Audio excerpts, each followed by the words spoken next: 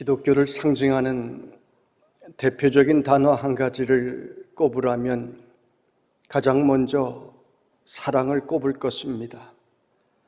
지난주에도 사랑에 대한 말씀을 전했습니다. 우리가 하나님의 사랑을 받았고,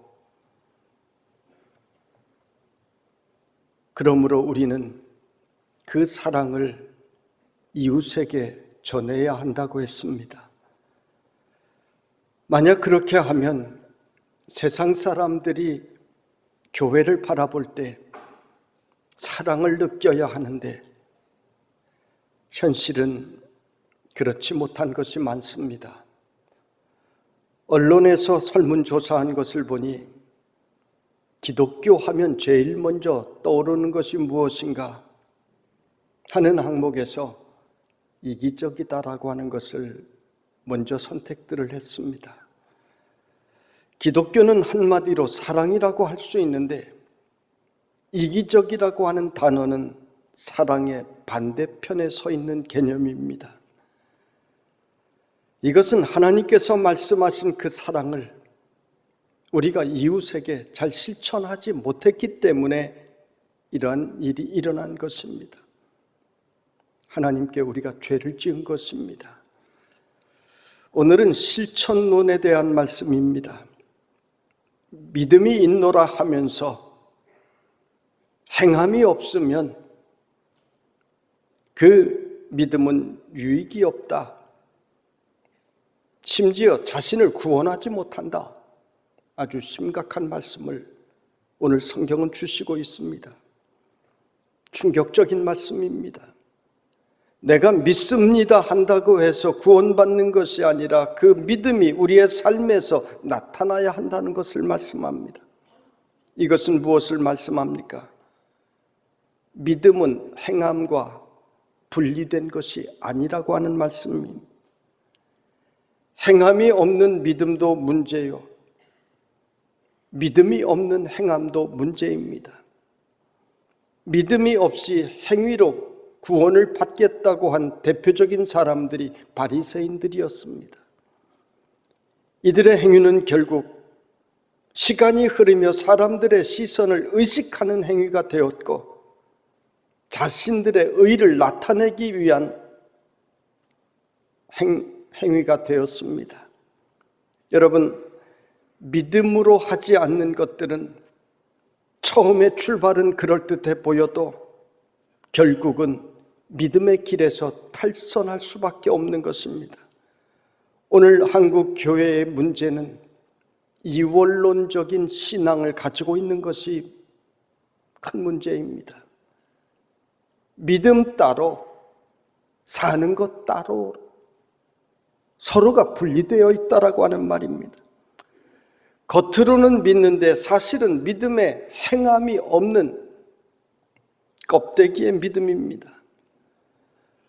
어느 목사님이 교회에서 중직자를 뽑을 때 동네에서 투표해야 된다라고 하는 말을 했습니다. 이웃이 인정하는 사람이 진짜 크리스찬이라고 하는 뜻입니다. 여러분, 진짜 믿음은 그 믿음을 실천하는 데에 있습니다. 유명한 부흥사 무디는 손님이 찾아왔을 때 마침 마당에서 아들과 이웃집 아이가 놀고 있었습니다. 무디는 손님에게 두 아이 중에 누가 내 아들인지 한번 맞춰보라고 했습니다. 그런데 이 아이들의 얼굴을 보니까 둘 다 무디를 닮아서 누가 아들인지 분간할 수가 없었습니다. 그때 무디는 두 아이에게, 아주 어린 아이들입니다, 정원의 나무 위로 올라가 보라고 합니다. 사람 키만한 높이의 나무 줄기에 아이들이 가지에 올라갔을 때 무디는 두 팔을 벌리고 아래 서서 자, 이제 뛰어내리라고 합니다. 한 아이는 주저하면서 뛰지를 못하는데 한 아이는 아빠가 밑에서 팔을 벌리자마자 주저없이 뛰어내렸습니다. 무디는 손님에게 이제 누가 내 아들인지 알겠느냐고 했습니다. 그리고 하나님의 자녀도 그렇소 가르침을 주었다는 이야기입니다. 무디의 아들은 평소에도 아버지를 정말 믿기 때문에 아버지가 뛰라고 하니 아버지를 믿고 뛰어내린 것입니다. 오늘 말씀 바로 뒤에 야고보 사도는 아브라함의 예를 들고 있습니다. 우리 조상 아브라함이 그 아들 이삭을 제단에 바칠 때 행함으로 의롭다 하심을 받은 것이 아니냐. 내가 보거니와 믿음이 그의 행함과 함께 일하고 행함으로 믿음이 온전하게 되었느니라 말씀합니다. 하나님께서는 아브라함의 믿음을 의로 여기셨다고 했는데 그 믿음은 아들 이삭을 바치라 하실 때 실천하는 믿음, 아들을 바치는 믿음을 말씀하고 있습니다. 아브라함의 믿음이 얼마나 굉장했는가 하면 히브리서 11장에 보면 아브라함의 믿음을 이야기하면서 하나님께 아들 이삭을 바치면 하나님께서 다시 살리실 줄로 믿었다라고 했습니다. 하나님은 내게 분명히 선물로 주신 우리의 기업인 아들 이삭을 그냥 거둬가지 않으실 것이다. 내가 순종하면 하나님께서는 기적을 베푸실 것이고 다시 살리실 것이다. 어떤 방법이든지 하나님을 믿었다는 것입니다. 그 믿음대로 이삭을 제물로 바치려고 했습니다. 하나님께서는 이 아브라함의 믿음을 어떻게 보셨는가 하면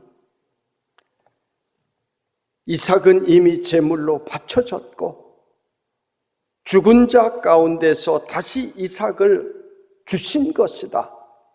이렇게 성경은 기록하고 있습니다. 참 놀라운 내용입니다. 실제로 이삭은 죽지 않았습니다. 아브라함은 이삭을 제물로 바치려고 했을 뿐입니다. 그런데 하나님께서는 이미 이삭은 죽었다고 보셨습니다. 그리고 그 이삭의 생명을 다시 아브라함에게 주신 것이라고 했습니다. 우리는 성경을 통해서 이 아브라함의 믿음을 배울 수 있어야 합니다. 우리는 아브라함처럼 우리 하나님께서 내게 손해를 주시겠나 하는 믿음이 우리 가운데 정말 있어야 하는 것입니다. 장사하느라고 주일 성수 못하는 분들은 내가 주일 지킨다고 하나님께서 내게 손해보게 하시겠나 하는 믿음이 있어야 되는 것입니다. 11조를 정직하게 드리면 내게 더 좋은 것 주시겠지 하는 하나님의 능력을 믿는 믿음이 있어야 되는 것입니다. 자녀들 주일날 학원 안 보내도 다른 자녀들 학원 가는 거 보면서도 하나님께서 내 자녀 더 크게 사용해 주시겠지 하는 믿음이 있어야 한다는 것입니다. 지금 병중에 힘들어도 믿음을 가지셔야 합니다. 사람은 병이 있으면 자꾸 약해집니다. 병중에 힘들어도 내가 믿음으로 살았는데 하나님께서 나를 지켜주시겠지 하는 담대한 믿음이 있어야 하는 것입니다. 하나님께서는 이런 믿음을 좋아하십니다. 하나님께서는 믿음으로 살아간 사람을 절대로 잘못되게 하신 법이 없습니다. 아브라함은 물질을 보고 따라간 것이 아니라 하나님의 말씀을 보고 따라갔습니다. 그런데 조카 롯은 눈앞에 보이는 물질을 보고 따라갔습니다. 물질을 보고 따라간 롯은 결국 그가 가졌던 물질까지도 다 잃어버리고 불행한 인생이 되었지만 하나님의 말씀을 따라간 아브라함은 넘치는 물질의 축복을 받았고 거기에 명예도 받았고 힘도 받았고 자손의 축복도 받았습니다. 여러분, 내 눈에 보이는 것을 따라간다고 해서 그것을 다 얻을 수 있는 것은 아닙니다. 이 세상에는 눈에 보이는 것을 따라가다가 불행하게 된 사람들의 이야기들이 얼마나 많은지 모릅니다. 여러분, 하나님의 말씀을 따라가면 절대로 불행하게 되지 않습니다. 하나님의 말씀을 따라가면 마지막이 반드시 좋습니다. 이 세상의 모든 것은 다 하나님께서 주시는 것입니다. 이 세상의 물질도, 건강도, 성공도, 가정의 평안도 하나님께서 주셔야 되는 것입니다. 여러분, 하나님께서 주신 것은 세상이 빼앗을 자가 없습니다. 그런데도 어떤 크리스찬들은 믿음과 현실 사이에서 갈등을 합니다. 믿음대로 하면 손해인데 어떻게 하나 고민합니다. 그래서 세상 사람들 같은 모습으로 그들의 뒤를 따라가는 사람들이 있습니다. 세상 사람들처럼 살다 보니까, 정신없이 뛰어가다 보니까 같이 악해지기도 하고 사나워지기도 합니다. 조급합니다. 그래서 내 마음속에 오신 성령님을 근심하게 만드는 것입니다. 성도 여러분, 우리가 예수님을 구주로 받았으면 그 다음에는 하나님의 백성답게 살려는 실천이 우리에게 있어야 하는 것입니다. 말씀을 통해서 주시는 하나님의 음성을 날마다 들어야 되는 것입니다. 성령님께서 내 마음에 주시는 감동을 느끼며 살아야 되는 것입니다. 너는 내 자녀야. 넌 하나님의 자녀야. 하나님 자녀답게 살아야 한다는 그 하나님의 음성을 우리가 들으며 살아야 된다는 것입니다. 하나님께서는 여러분이 세상에서 행복한 자녀로 살기를 원하십니다. 여러분이 구석에서 사는 것이 아니라 세상의 중심에서 당당하게 빛으로 소금으로 영향을 끼치며 살아가는 것을 하나님께서는 원하십니다. 하나님께서는 명령만 하신 것이 아니라 그렇게 살 수 있는 능력도 우리에게 이미 주셨음을 믿으시기를 바랍니다. 말씀대로 따라가면 여러분의 인생을 보호해 주시고 여러분의 쓸 것을 공급해 주십니다. 그래서 세상의 빛도 되고 소금도 되게 해 주시는 것입니다. 할렐루야. 그러므로 여러분은 매주일 말씀을 들을 때마다 말씀 따로, 나의 사는 것 따로의 삶이 아니라 그 말씀을 듣고 그 말씀이 내 삶 속에서 하나하나 이루어져 나가도록 행하는 훈련을 하시기를 바랍니다. 그렇지? 이 말씀 오늘 나에게 주신 말씀이지, 이 말씀 붙들고 내가 한번 해봐야지. 실천해야 한다는 것입니다. 실천하지 않는 신앙에 대하여 오늘 성경은 한 가지 예를 말씀해 주시는데 15절로 16절의 말씀입니다. 만일 형제나 자매가 헐벗고 일용할 양식이 없는데 너희 중에 누구든지 그에게 평안히 가라, 덥게 하라, 배부르게 하라 하며 그 몸에 쓸 것을 주지 아니하면 무슨 유익이 있으리요? 말씀하십니다. 우리의 이웃이 입을 옷도 없고 먹을 양식도 없는데 말로만 평안하세요. 날씨가 추운데 따뜻하게 불 떼고 지내세요. 식사 충분히 하고 영양가 있게 드세요. 이렇게 이야기를 한다면 그것은 약을 올리는 말입니다. 어떤 목사님 간증해 보니까 어릴 적에 아주 가난하게 살았습니다. 외지에 나와서 자취를 하며 학교를 다니는데 이모분과 고모분과 하는 사람이, 가족이 함께 와서 오늘 말씀과 똑같이 했다는 거예요. 끼니 거르지 말고 밥 잘 먹고 학교 다녀라. 그런데 그 집은 아주 잘 사는 집입니다. 먹을 것이 없는데 밥 잘 챙겨 먹고 학교 잘 다녀라. 그리고 올 때는 꼭 아이들까지 데리고 와서 외식하러 나가는 길에 들려서 그렇게 이야기하고 가는데 너무 야속하더래요. 돈이라도 주고 가지. 반면에 좀 어려운 시골에 친척도 한 분 있었는데 이분은 가난한데 오실 때마다 도시락 반찬이라도 하라고 시골에서 마른 반찬 같은 것들을 만들어 가지고 와서 주고 가셨답니다. 이분은 너무나 고맙게 느껴지더라는 것입니다. 오늘 말씀은 믿음의 실천에 대한 말씀이지만 이 이야기를 통해서도 우리가 깨달아야 합니다. 우리 크리스찬들은 어려운 이웃들에게 힘들어하는, 고통스러워하는 이웃들에게 말로만 기도하는 것이 아니라 그 기도에 따르는 실천이 있어야 그것이 진짜 기도입니다. 이웃을 사랑하게 해주십시오. 북녘 땅에 불쌍한 이웃들 하나님 도와주십시오. 동남아의, 아프리카의 어려운 이웃들 굶주리고 있습니다. 도와주세요. 기도를 했으면 실천이 있어야 그것이 진짜 기도라는 말입니다. 저는 목회하면서 선교비 줄이지 않게 해달라고, 평생에 선교비 줄이지 않게 해달라고 기도해 왔습니다. 그리고 하나님께서 그 기도에 응답해 주셨습니다. 어려워도 선교비를 줄이지 않고 보낼 때 하나님께서는 우리 교회를 늘 지켜주셨습니다. 저는 선교비를 보내면서 어떤 믿음이 있는가 하면요, 하나님께서 이렇게 수많은 선교지를 위하여 헌신하는 우리 교회를 그들을 생각해서라도 지켜주시지 않겠는가 하는 믿음이 있습니다. 이번에도 우리가 선교하는 선교지 몇 곳에 마스크를 좀 많이 보냈습니다. 우리는 2, 3일만 마스크 착용하면 더럽다고 버리는데 선교지는 어떻습니까?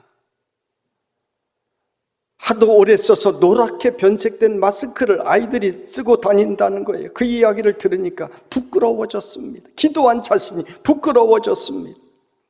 우리가 그들을 위해 기도하면서 말로만 기도하면 그것은 진짜 기도가 아니잖아요. 여러분, 우리 교회는 기도하면서 실천하는 교회가 되기를 원합니다. 17절에 행함이 없는 믿음은 그 자체가 죽은 것이라고 했습니다.